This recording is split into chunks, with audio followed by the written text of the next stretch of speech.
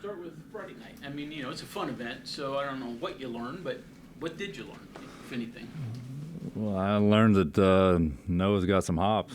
Those guys had a lot of fun. I think in the past we probably went a little too hard on those days and we didn't have a very good showing. So I lightened the load a lot on them on Friday for practice and just ran through a lot of 5-on-0 stuff. So I gave them that opportunity to kind of have fresh legs and have some fun with it. And that's what I told them: have fun with it. This is about the fans.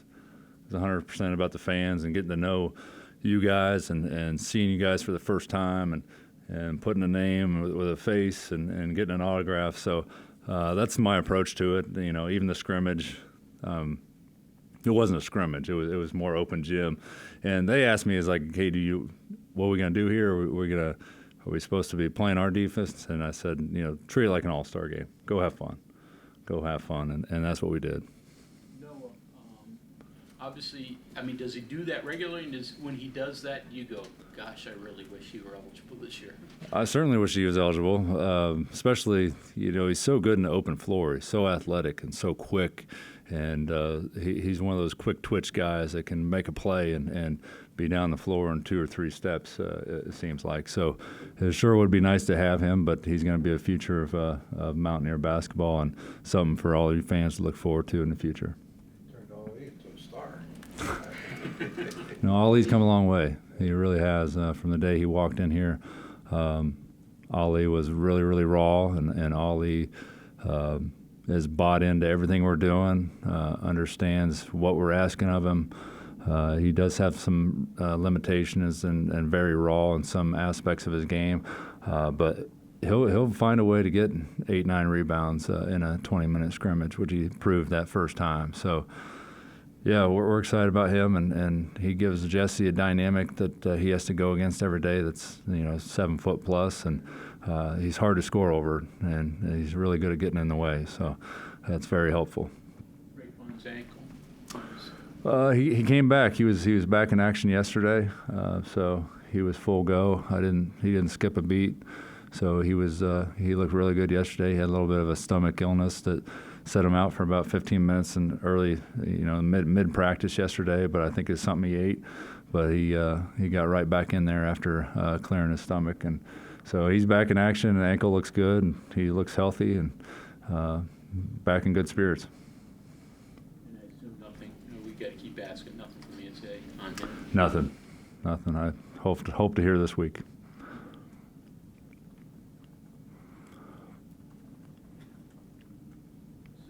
What are you, 2-3 weeks into this? Give us just your thoughts. Strengths, weaknesses. Where are you? Eventually here we're going to have a close scrimmage against an opponent, so that's going to be refreshing from all of our perspective to figure out, how we manage our rotations. Who's going to give us those minutes, those dog minutes, go in there and sit down and guard someone? Who's going to go in there and get the hard rebound? And so, right now, all these guys are getting all the minutes they can handle, whether it be in practice or these, short scrimmages that we're throwing in front of them. So it's going to get to a point where, you're going to have to narrow your rotation and the minutes become all that more valuable. But so far it's been great. I think they're picking everything up pretty quick. We added another family of sets. We're looking at another change of pace in terms of a defensive style to change the game if we need to. So we're throwing some other things at them, and they're picking it up really quick. And so I'm really excited and optimistic about our growth so far. And I think we're going on day 12 of practice. So not even halfway through the preseason practices. Josh, I know the closed-door scrimmages are hush-hush, but can you give us like a where or who, anything? No, I can't. I'm not allowed to reveal any of those details, but it's coming pretty quick, and we're going to get a good feel for where we're at, and we're excited about that opportunity. Write it down on a piece of paper and leave it there when you leave. I'm sure somebody will leak it sooner or later, and you'll probably know the stats before I get a chance to look at them. It seems like it happens that way in so many cases. Games, you like to get some wins in early season games, obviously, but do you have to approach those almost like NFL exhibition games, as far as finding things out and the like. Are you talking about the scrimmage and the regular season? I mean, I certainly, in this instance, I mean, when we look at the schedule, I wish I probably had about 4 or 5 bye games before we went to, the MTE, a multi-team event, which we're going to Fort Myers this year. So I wish I had a few more under my belt, but we will. If you count the close scrimmage and you count the exhibition game with George Mason. So that'll be 5 fairly, opponents that we can kind of figure out where we're at before we really get into the high major Power 5 type opponents. Josh, not to stick on Raekwon, but 2 things. One, any reason you say you hope to hear this week? Like, is that a timeline at all or a backboard or anything? They give you a certain amount of time. They give you a time frame to work with, and they try to, if you meet certain requirements in terms of timelines, try to get that done before your first your competition. So hopefully that falls in line. We know before we go out and play someone. And then you kind of went through this before with Jose last year, but it's such a unique situation because the phone could ring and you could have an upvote or a downvote. You have no idea, but he's important. And then the tail side of this coin is like it's a whole other mess you have to deal with if he can't go. But how do you go day to day with him and make sure he's involved, but also that if it doesn't work out, that he's still involved? He knows that too. Yeah, I mean, worst case scenario, he doesn't get it, and we have to do what's best for Raekwon. So we're going to keep him involved in everything we do, keep our thumb on him, so to speak, in terms of getting better each and every day, staying locked in. I worry about that for Raekwon because he really does need basketball in his life. And, I've touched on his story a little bit, and I don't want to get into it, and you guys probably get into it with him, but basketball is something he needs on a day-to-day basis, and he needs that structure and that accountability each and every day to, keep his, head on straight, so to speak. Can he secret scrimmage without a waiver? No, he cannot. I mean, through years, we've often had that guy coming off the bench, sort of instant offense energy, maybe more so. Joe last year, Taz did it at one point. Is that something you like, you want to do? Do you think you can find that? I mean, I hope so. I want to put our best foot forward in terms of our starting lineup for sure. But I'm looking at, and we met as a coaching staff earlier trying to figure out, we need to start narrowing down, and letting the cream rise to the top, so to speak, and figure out where we're going because we are getting closer to, playing an opponent. So, but that isn't lost on me. Over the years, some of the best teams had someone, an instant offense off the bench or somebody that can affect the game in a very positive way, whether it be on the offense or defensive end. So that's not lost on me. And when we have those discussions, we definitely keep that in mind. And to which direction we're going with our starters. And I think we got a great group of guys that are going to buy in one way or another. So I think they're going to accept that role if that is their role. Coach, last year with Jose going through the process, when it got denied the first time, and then there was the appeal to the other body, if the same thing kind of happens with Raekwon, would you guys look at appealing going to the? Yeah, I think most certainly we would. I really hope we don't get there, and it's. I feel like it should be a rubber stamp if you really know his file in terms of what he's all went through and why he chose West Virginia, and so there's a lot of dynamics and a lot of variables to this whole story, and I think the NCAA is going to do right by him at the end of the day, and he's going to be playing for us, and that's my gut feeling. Wise, and I know it's way too early to determine that, but how deep do you think you are? How many think you're ultimately going to play when it starts to get down to my gut says 9, right at the perfect world we can get to 10, but when things get really tough, I think it's going to be 9 guys that give us significant minutes, and when I say significant, it's probably going to be 8+ minutes, from those top 9 guys. So that's what I'm looking at right now. It doesn't mean that's not going to change, but that's kind of where I'm sitting right now and what I've seen so far. When you get to the scrimmage, it'll really kind of be, I'm assuming it'll be like the first time with the new offensive changes, the first time you'll kind of see it against, you know, a live opponent. What kind of things, I mean, obviously, you know, you can see, you know, is it working, what's not working, but what other things will you be looking at in an instant like that, because, you know, this is the first time, you know, you're putting this offense together? I'm going to look at a lot of points per possession. That's a big stat for me. Also, assist to turnover ratio. You know, assist to turnover ratio is going to have a lot to do with how well we've instilled what we're doing on them. That means, you know, everybody knows where to be. They're playing with a lot of continuity and a lot of chemistry. You see some of the best teams over the course of the years. They have a real high assist to turnover ratio, and they really know what they're doing. So, if that starts to get upside down, I might be throwing, you know, too much at them too quick.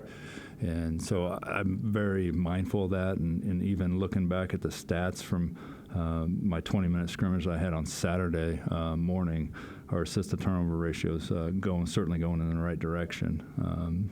So, you know, we were 19 to 14, you know, between the two teams, and you know, I think the week prior to that, you know, we weren't quite at that level yet. So, but that has a lot to do with guys making shots as well. So, you know, if I look over here, and then Seth and Quinn were both on the same team. You know, Seth was 4 for 4 from 3. Quinn was 4 for 5 from 3. So you guys did make shots, which is very helpful in the assist to turnover ratio. So I certainly am mindful of that as well. Stat question here, and maybe analytical, maybe. Like last season, WVU was towards the bottom in the Big 12 in rebounding and assist. And so you bring in a guy who's, I think, was the second leading rebounder in the ACC, and the leading assist guy from the Pac-12.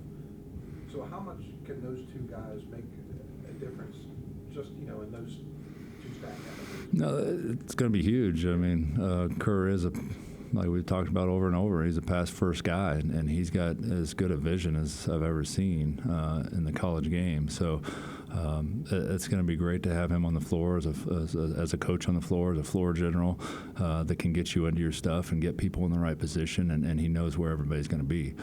Now, from the rebounding perspective, you know, how that translates from Jesse playing a 2-3 zone to us playing man-to-man might be a little bit different. So I hope his numbers, and we're going to rely on him, you know, rebounding the ball as well as he did in the past, but it could look a little different. And I need to study his offensive rebounds. I mean, that would be more of a stat that we can kind of compare across Syracuse to West Virginia.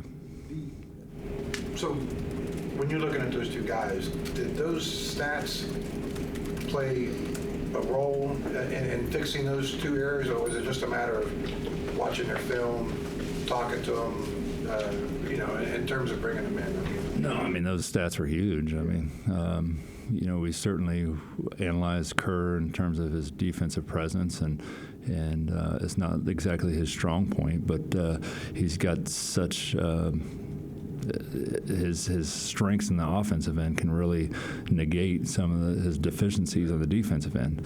And I'm not saying Kerr's a bad defender. He's a very active defender, but he's not the most athletic guy out there by any means.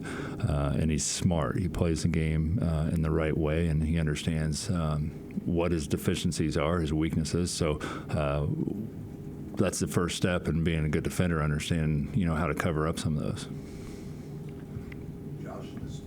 All three still have family in Israel. He does, and we're very mindful of his situation that he has going on, and you know, his family's in the northern part of Israel, and most everything that's going on is in the southern part of Israel. But yes, his dad, mom, sister, older sisters, you know, all live together in northern part of Israel. So they haven't been directly impacted, but you know, he certainly has a lot of people he knows in the southern part of Israel that are going through some really tough times here. It's a sad situation. and his dad was here a couple weeks ago. He spent a week with us, so it was great to have him and get to know him better. And he came to every practice and even went paintballing with us. So he was on the staff team. So we had fun with his dad, and his dad's a joy to be around. And we hope and pray everything goes well for his family there in Israel. Staff always seems to win at softball. You know what? We let them have a couple extra dudes, and so they had the numbers on us, and you know, we let them win in a lot of ways just to help them build their chemistry. So that's it. Just all for confidence. That's right. Josh, it sounds like you're playing a lot in the preseason, like scrimmaging. Yeah, More I than usual. mean, it's definitely a strategy for me. As many times as I can get in the huddle with certain guys and get a feel for them, and they get a feel for me, is probably going to be to our benefit. And you know, we did miss out on those the summer games, you know, going overseas. So you know, I'm trying to make up some of that and try to build that chemistry, and I want them to know what to expect from me in a huddle, and they need to know what, you know, vice versa. So we're doing that as much as possible, and they're at the end of the week trying to reward them with a scrimmage with referees and get game look, you know, for them to be more comfortable with us, and I think that's to our benefit. I was going to say, if it's 20 minutes of drill instead of 20 minutes of practice, do you sit down after practice and say, because of the scrimmage, I got this much more, this much different than if we'd done drills or something, you know, 5-0 or anything like that? Do you see a difference? See a difference in what capacity? You evaluate for your results in practice from doing one thing instead of the other. Well, I mean, we drill out a lot of these defensive things and these offensive, you know, our offensive sets and everything like that. But when it really comes down to it, you're going to judge them on how they play and how they execute in a game situation. So to have that film is invaluable for our coaching staff to be able to sit down with those guys and go through, okay, the nuances of you know, how we transition from a set to a continuity, and where you need to be, and defensively where you need to be, and so getting that carryover and getting that, you know, that sample, so to speak, to sit down with them and understand and educate them and be on the same page is very valuable.